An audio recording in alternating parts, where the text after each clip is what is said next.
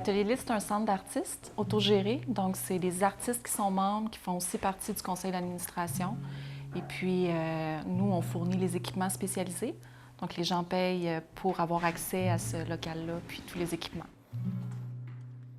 L'Atelier de l'île a été fondé en 1975 par quelques artistes qui étaient venus s'installer à Val-David, des graveurs, qui voulaient un lieu de travail commun.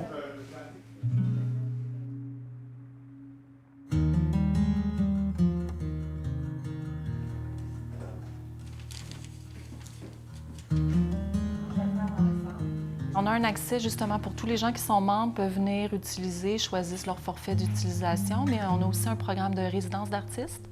Donc là, les gens soumettent un dossier, on les invite à passer une période de production de 2 à 3 semaines. Là, ils peuvent vraiment pleinement profiter là, du lieu, du soutien technique que l'on offre, puis aussi de l'échange avec les autres artistes membres. Comme Catherine Fauteux qui est ici en ce moment, là, qui fait une résidence de production, de recherche et création en fait. Je suis artiste en art médiatique et puis je fais du cinéma d'animation. Donc la gravure, je ne connais pas ça, l'impression, tout ça c'est nouveau pour moi.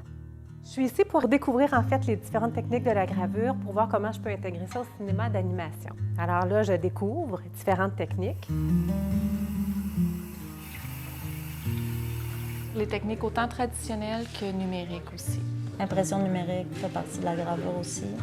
On a un graveur au laser. On essaie en fait de mélanger les deux, autant garder vivantes les techniques traditionnelles que d'être aussi dans le numérique puis les nouvelles techniques. Il y a des artistes qui ne sont pas nécessairement en art imprimé aussi, qui ont envie d'explorer des nouvelles techniques.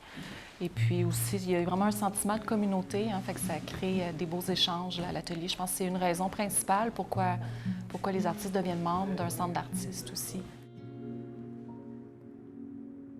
Aujourd'hui, je vais faire un monotype. Je vais faire une bande de 29 pouces par 7 pouces que je vais ensuite intégrer à un carrousel de diapositives et puis que je vais photographier sous différents angles pour créer encore un mouvement de rotation. Donc, je vais voir qu'est-ce que ça peut faire à l'écran. Je vais intégrer le mouvement de répétition à ce film-là que je suis en train de faire.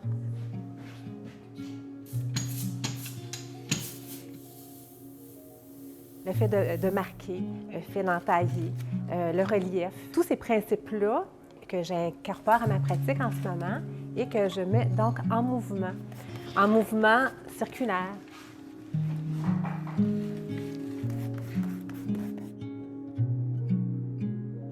Tout ce processus-là va mener à un film d'animation expérimentale qui va incorporer tous ces principes-là, disons.